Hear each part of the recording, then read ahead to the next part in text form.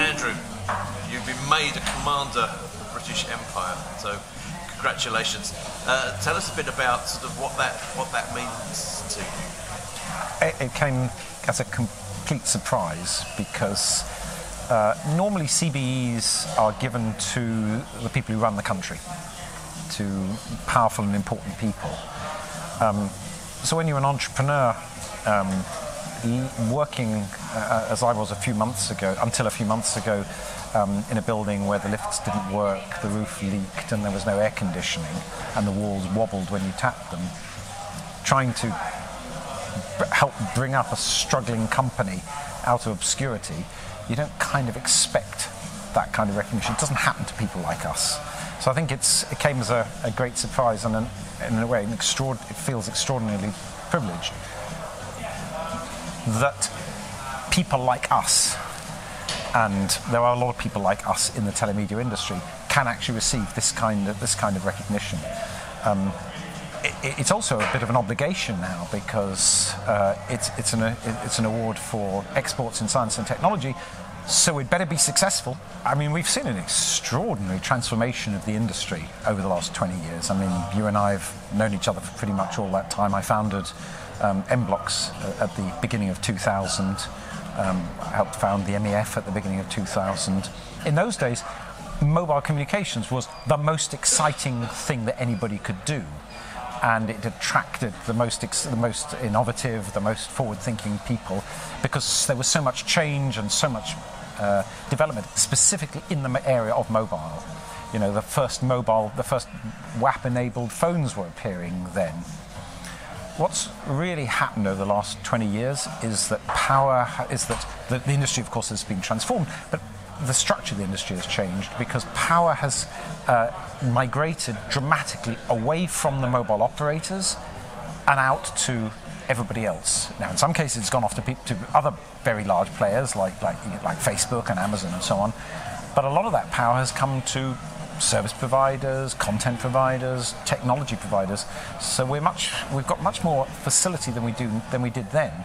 Actually, go out and do cool things without having to ask anybody permission. The area that I'm in at the moment, which is cybersecurity and identity, happens to be one of the most exciting areas. And what's happening, a lot of people that I knew in the telemedia area, a lot of people I knew in the mobile area, have come into this sector because this is now the place where really exciting stars are being born. That structural transformation has been dramatic. The importance of content, however, hasn't gone away at all. Can we talk about Brexit?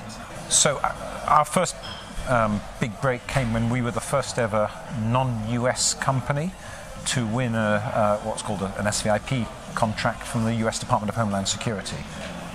Last year we won the Singapore government's contract for face verification.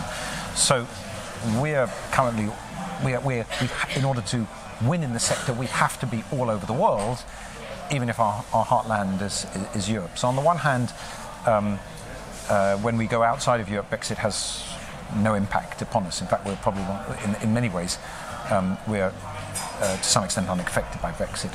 However, we have had our eyes very tightly on the potential effects of an adequacy judgment on the UK. If the UK doesn't get an adequacy judgment as part of the Brexit process, then it's going to make life a lot more complicated under GDPR to sell services, including services such as our own, which involve personal data, to anybody in the European Union. So the principal concern I have over Brexit is this adequacy thing. I can't deny that if there had been no Brexit, there would have been no EU settled status service, and if there'd been no EU settled status programme run by the Home Office, then perhaps it would have taken us longer to iProov over 2.5 million people, as we did in 2019. So, being in the cybersecurity area, I know and see quite a lot about the threats and challenges. Having been in the telemedia industry for 20 years, I already knew quite a lot about the threats and challenges. The games change, but the motivations don't, if I can put it that way. But I think life's going to get quite a bit tougher, and identity is going to become ever more under pressure, and that's going to matter to everybody. Crime is a constant, and we're all going to have to keep an eye on that, because society's tolerance for that I think will dwindle. So the whole area of identity, I think, over the next 20 years is going to become a really, really big thing. In my view, it's going to become a bigger thing even than the mobilisation of services was. I have a theory, which is that the advent of deepfake technology, which is happening now very quickly and is going to get better and better and better, will produce a bit of a backlash in the way in which content is distributed. Up until now, what we've seen is that audiovisual content has got pamphleted. When printing was first created, you got this explosion of different sources. Everybody suddenly could print their own material, so everybody could create their own content, and everybody could distribute their own content. And very quickly, 90% of what was being distributed was complete lies and rubbish. And that's where you started to get trusted curators coming from, who could provide content that people trust, and those were called newspapers. And I think the old role of things like broadcasters or brands, who had, for some reason, control over a restricted distribution medium, that's all gone.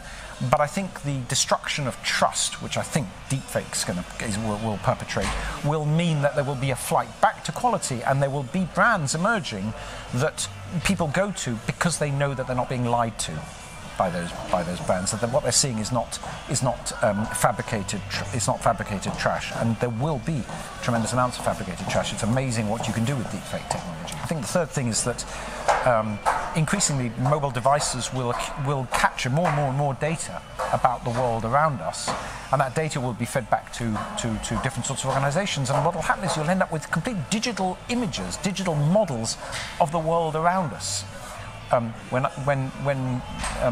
When somebody falls down, when an old person falls down in their home, a digital model of that person will be seen to fall down, and you'll know to call an ambulance, and that ambulance will navigate through the city streets, avoiding the worst traffic jams, because all the myriad of mobile devices that people are carrying around with them, and also IoT, will tell them already where the traffic is and where to park and so on.